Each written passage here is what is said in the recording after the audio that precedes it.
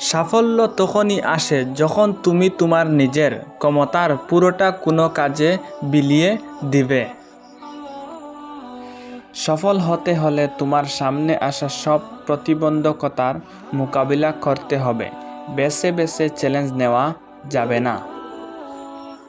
মানুষের জীবনে কঠিন সময় আসাটা খুব দরকার। কঠিন সময়ের কারণেই মানুষ সাফল্য উপভোগ করতে পারে।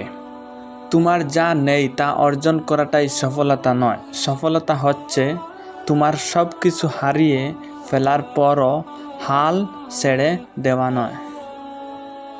কাজ শুরু করাই হলো সাফল্যের মূল চাবিকাঠি। যার মাঝে সীমাহীন উৎসাহ, বুদ্ধি ও একটানা কাজ করার গুণ থাকে, তবে তার সফল হওয়ার সম্ভাবনা সবচেয়ে বেশি। জীবনে সফল হতে হলে দুইটি জিনিস প্রয়োজনীয়: জেদ আর আত্মবিশ্বাস। আমাকে আমার সফলতা দিয়ে বিচার করো না। ব্যর্থতা থেকে কতবার আমি ঘুরে দাঁড়িয়েছি তা দিয়ে আমাকে বিচার করতে শেখো।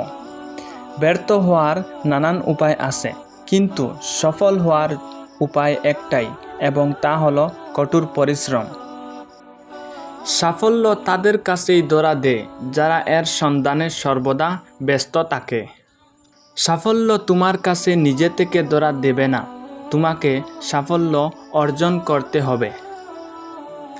ব্যর্থতা কখনো তোমাকে চাপিয়ে যেতে পারবে না, যদি সফল হওয়ার ইচ্ছাটা তোমার প্রবল হয়।